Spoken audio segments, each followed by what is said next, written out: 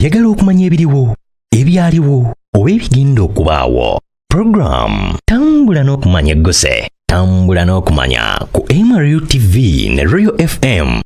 Wano mu Buganda kya buwangwa era kya nnono okuziika omuntu mu bitiibwa bye byonna ng'azaaye. Abantu abasinga obungi baziikibwa ku bijja bya bajjajjaabwe so ng'abalala bambi baziikibwa mu bifo ebimanyiddwa nga limbo olw'ensonga eziwerako. Gamba ng'obutabeera na famire eri oyo aba afudde wamu n'okubuzaabuzibwa naddala eri abo ababa bafunye akisidenti n'okufa okw'engeri endala. Olwaleero omukutu gwaffe ogwa MRU TV tusazeewo tukutuuseeko kyalo olusaze ewaziikibwa abantu abataliiko baabwe abangi gitumanyi nga limbo.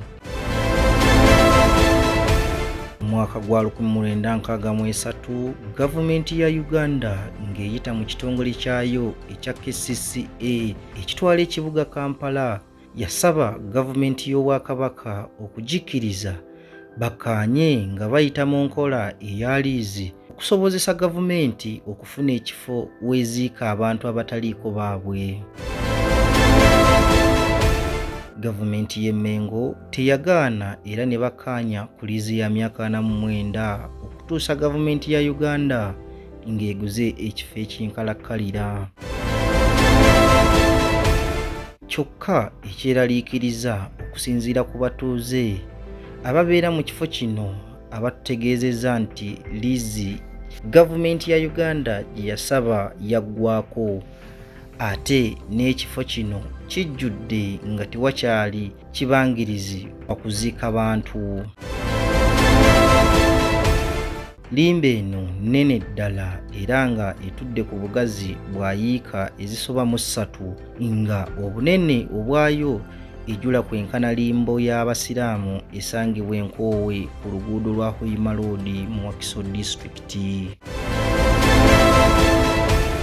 Limba eno okusinziira ku batuuze bagamba nti wazze nga waziikibwawo abantu abanene ab'amaanyi gamba nga Abachina abaziikibwawo mu mwaka gwa 2006 ne 2009 wamu n'abantu abalala.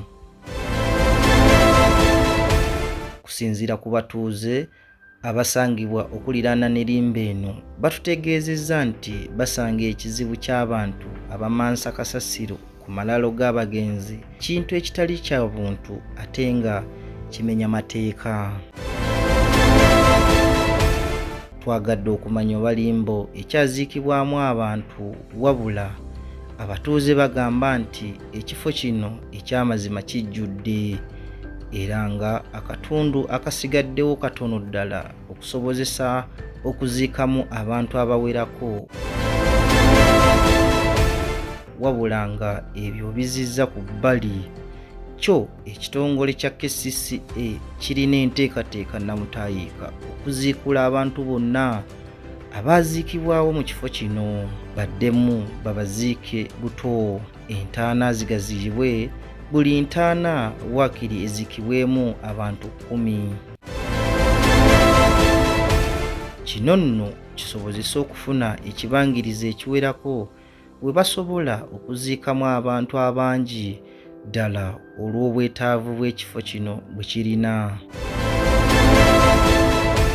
Mu ngeri y'emu gavumenti ya Uganda erwana masajja okufuna ebifo ebirala wabula nabyo babikozese nga limbo we baziika abantu olw'ensonga nti omuwendo gw'abantu abaziikibwa mu limbo mu bbanga eriyise gweyongedde ddala okusinziira ku minisitule y'ebyobulamu.